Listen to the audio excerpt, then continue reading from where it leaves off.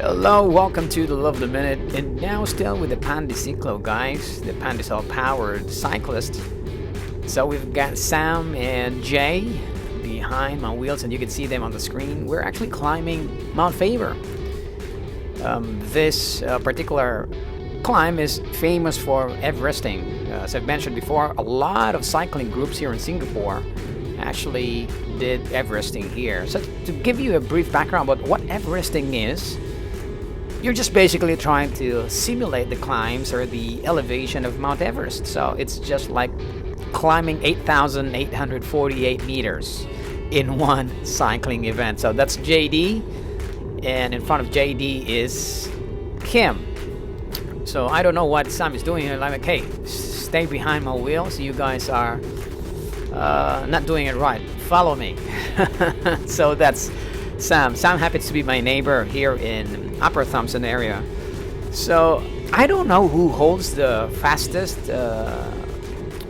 Singapore record for Everesting, but just a week ago I realized that the female cyclist who did the fastest Everesting was Ellie Gardner.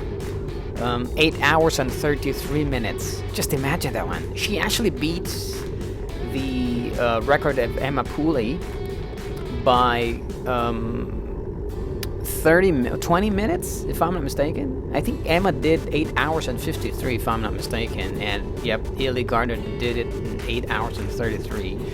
So, yeah, just imagine doing the 8,848 meters of elevation in just one single climb. So you get to see Sam grinding.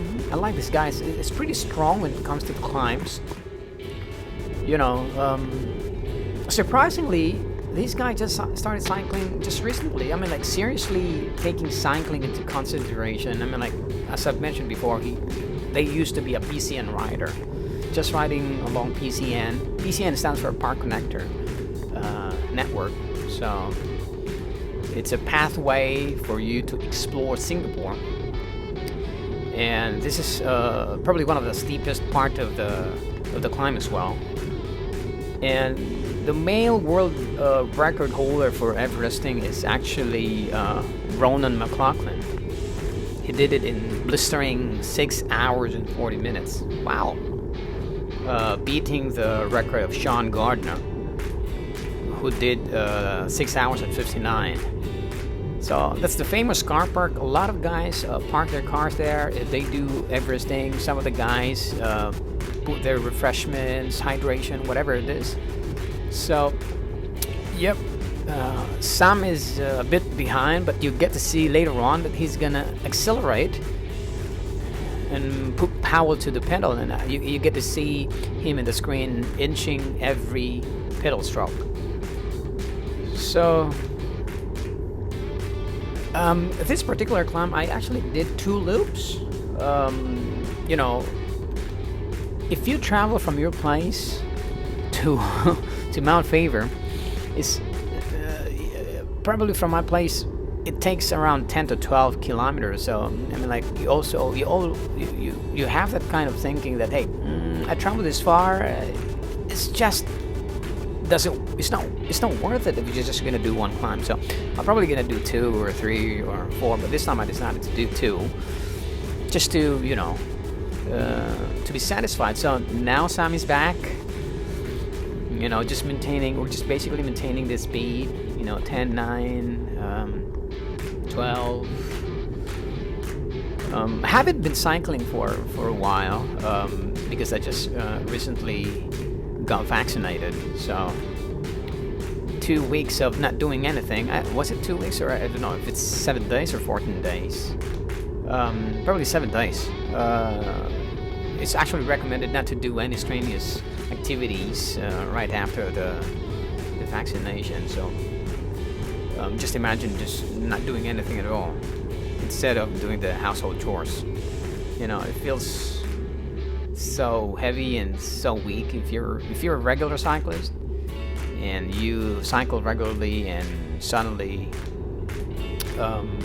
you're not allowed to do so for health reason. And yep, that's recommended by the authorities. You just have to follow. So now this is a steep I don't know if this is a steep climb as well. I mean, like the gradient record's 4 or 5. And, yep. Just cruising. We actually did the west entry. This climb is a bit forgiving as compared to the delta, the lower delta entry, the point of entry where you get to see the big rock, the Mount Faber rock. That climb is pretty short but punchy. It's a bit unforgiving. This one is long and the gradient is a bit forgiving, so you can actually pedal a little bit, you know, just find your rhythm, find your cadence, and everything will be all right.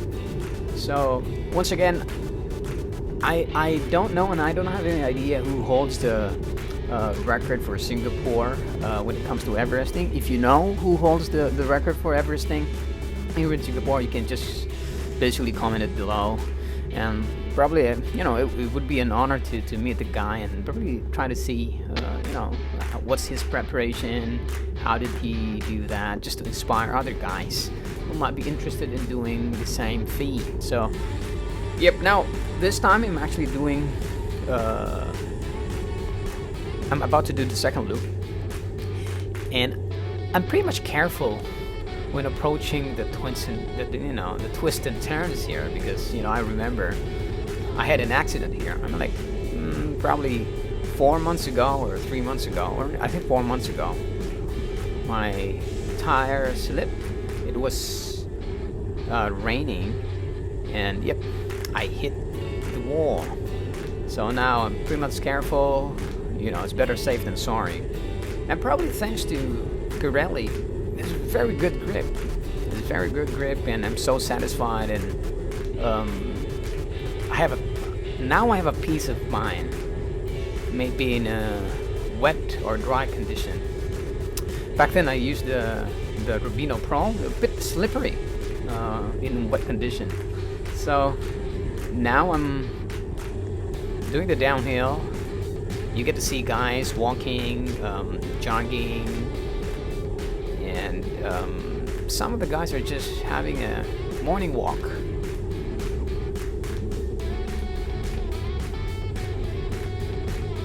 Still with PanDeSiklo, just imagine if you do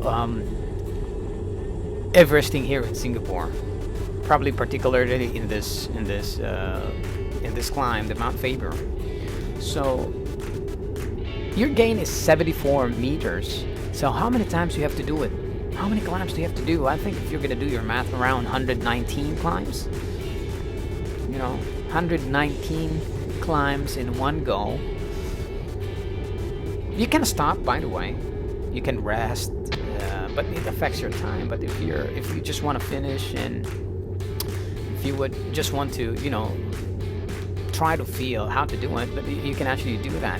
I have some friends who actually did the half Everesting, just half of 8,000, probably 4,424 meters. So they did half of the climb. So the last time I remember it was OG Cycling. They did that one, and WAB also did the one. I don't know if Harapas did it. I don't know if PBB did it. But yep, this is a perfect spot if you want to try Everesting. I'm actually gonna add the link below for the Everesting. I mean, like, you know, what is Everesting all about, so on and so forth, so that if you might be interested, you can actually do it in your own place, you know.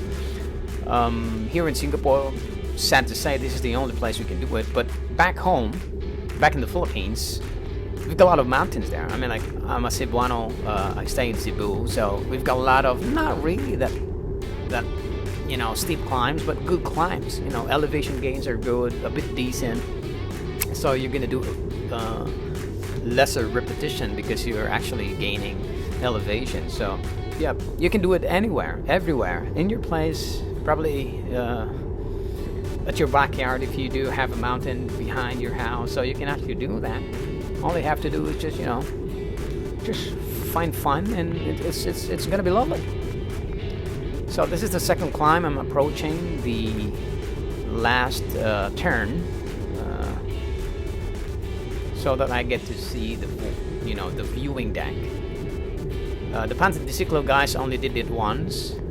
They had a break, they took some photos, and and chit chat and enjoying the conversation.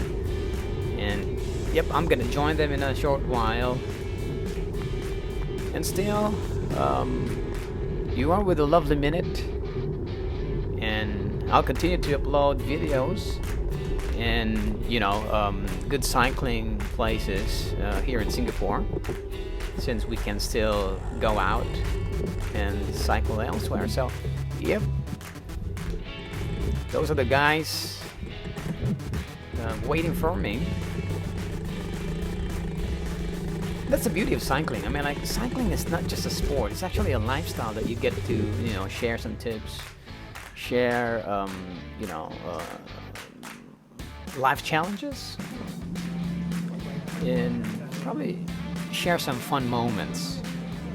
So yep, this is the Lovely Minute Cycling with PanDeSiklo, the guys from Naga. We call them the Uragonz. And this is the Lovely Minute.